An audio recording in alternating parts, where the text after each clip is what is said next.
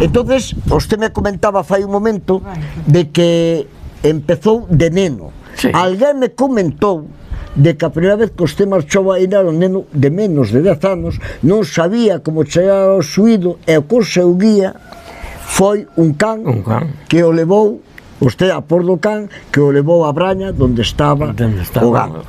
E despois de todo eso, houve un tempo que usted deixou, pero volveu ao suído, pero xa non como, por dicir de alguma maneira, como pastor a xornal, senón con gando seu. Sí, con gando meu. Eu cando vim pa aquí, me casei, e despois, cando volvín ao monte, xa fui con gando non. O sea, con becerros seus, e usted facía... Sí.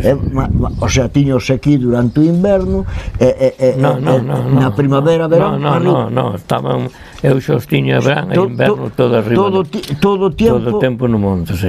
Todo o tempo, pero... Usted... como controlaba ese gando no monte? Estaba en libertad ou iba puntualmente? Non, estaba en libertad, o gando estaba en libertad.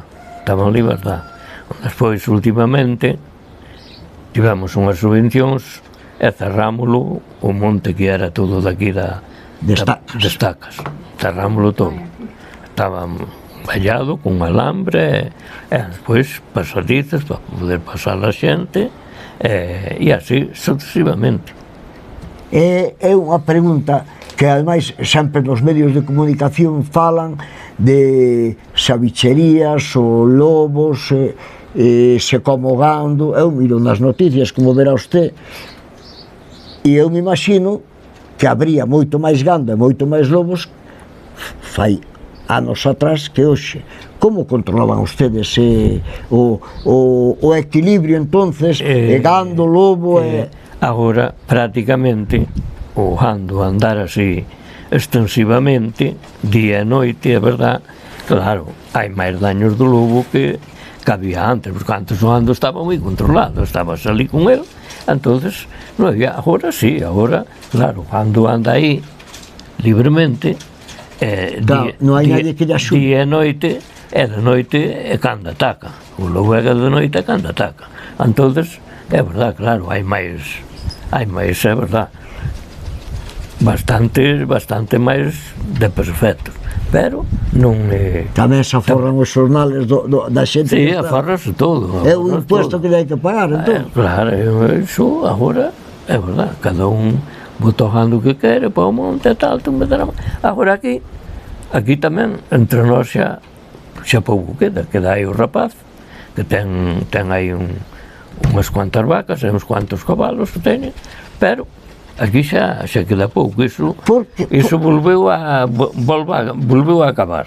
Por que se perdeu ese tipo de gandería? Porque me imagino que os animais que saldrían de aí serían hasta en libertad, tendrían moi boa carne, porque por prados hai sitio onde pastar hai. Por que se perdeu ese tipo de gandería? Perdeuse porque relativamente xente que veña atrás non hai emprendedores. Agora un rapaz xoven, dille a verdad, di po monte, non teña medo. Non está gando po monte, non teña medo. Isto queda así como o meu fillo e tal, ainda hai un par deles aí que teñen así unhas cuantas bestas aí no monte e tal, pero o gando de cada vez vai disminuindo. Entendo de que é máis, de que o traballo é máis duro que motivos económicos, o sea, que pode ser rentable, pero como o traballo é duro, a xente renunciou a ese tipo de gandeiría. Sí, porque a xente agora, a xente non quere traballar, prácticamente, porque eu traballaba de panadeiro, eu tiña unha panadería aquí en Fornelos, e tive outra en Vilaboa, e máis tiño gando no monte, pero eu viña todas as semanas e collía aquí, collía un cabalo e viña todos os días para o monte xuntalo gando e unha cousa e outra, e despois tive unha panadería aquí en Fornelos e eu tiño gando no monte, pero os domingos, que eran os que tiñamos libres,